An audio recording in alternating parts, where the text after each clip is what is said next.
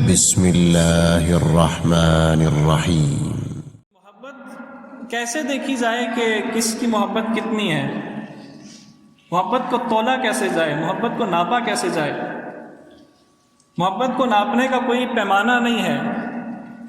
محبت کو نہ ہم میٹر سے ناپ سکتے ہیں، نہ ہم اس کو کلو میں ڈال کے ناپ سکتے ہیں، نہ ہم اس کو ترقی پہ تول سکتے ہیں۔ تو محبت کو کیسے ناپا جائے کہ کس کی محبت کتنی ہے؟ آج کل لوگ بڑے دعوے کرتے نظر آتے ہیں جی کہ ہم سب سے بڑے عاشق رسول ہیں، تو کیسے دیکھا جائے کہ محبت کتنی ہے؟ یہ آخری بات آپ کو سمجھا کے میں اپنی بات ختم کرتا ہوں کہ محبت ناپی تو نہیں جا سکتی، لیکن محبت کا موازنہ کیا جا سکتا ہے کہ کس آدمی کی کس چیز سے محبت زیادہ ہے، کس چیز سے محبت کم ہے۔ اور یہ تب ہوتا ہے جب دو محبتیں آپس میں ٹکراتی ہیں، جب دو محبتیں آمنے سامنے آ جاتی ہیں، تب پتہ چلتا ہے کہ کون سی محبت زیادہ ہے۔ 4-5 سال پہلے توبہ ٹیکسنگ میں ایک 19 سال کا لڑکا تھا، فیضان نام کا، اور اس کی والدہ کا جگر فیل ہو گیا، اور ڈاکٹروں نے کہا جی کہ اس کے ٹرانسپلانٹ کے علاوہ اور کوئی علاج نہیں ہے، جگر نیا ڈالیں، کسی اور آدمی کا جگر ڈالیں، تب یہ اس کی جان بچ سکتی ہے ورنہ نہیں بچ سکتی۔ اس کا بیٹا 19 سال کا بیٹا فیضان یونیورسٹی میں پڑھتا تھا، تو اس کا خون، اس کا بلڈ گروپ، وہ سارا کچھ والدہ کے ساتھ میچ کر گیا، تو اس نے اپنی ماں کو اپنا جگر دے دیا، اپنا جگر اپنی ماں کو دے دیا، اور حالانکہ اسے پتہ تھا کہ جگر کے بغیر انسان زندہ نہیں رہ سکتا، لیکن پھر بھی اس نے اپنا جگر ماں کو دیا، اپنی ماں کی جان بچائی، خود فوت ہو گیا۔ دو محبتیں آپس میں ٹکرائی ہیں، ایک طرف ماں کی محبت، دوسری طرف اپنی جان کی محبت۔ کون سی محبت جیتی؟ ماں کی محبت جیتی۔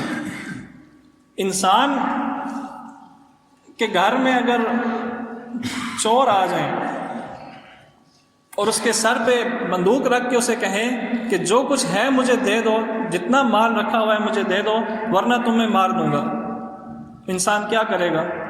انسان جو کچھ ہے اسے دے دے گا، اسے کہا بس مجھے چھوڑ دو، باقی جو کچھ لینا ہے لے جاؤ۔ دو محبتیں آپس میں ٹکرائی ہیں، ایک مال کی محبت، اپنی جان کی محبت۔ کون سی محبت جیتی؟ اپنی جان کی محبت۔ محبت تبھی ناپی جا سکتی ہے، تبھی تولی جا سکتی ہے جب دو محبتیں آپس میں ٹکراتی ہیں۔ آئیے ذرا دیکھتے ہیں کہ ہماری محبت نبی صلی اللہ علیہ وسلم سے کتنی ہے۔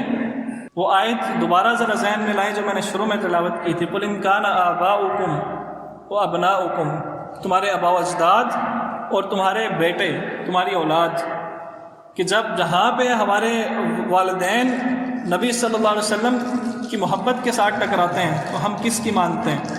جب ہمارے بیٹے ہمیں کوئی غیر شرعی کام کرنے کی طرف مائل کرتے ہیں، ہمیں زور لگاتے ہیں، تو کون سی محبت جیتتی ہے؟ وَإِخْوَانُكُمْ، جب ہمارے بھائی، وَأَزْوَاجُكُمْ، جب ہماری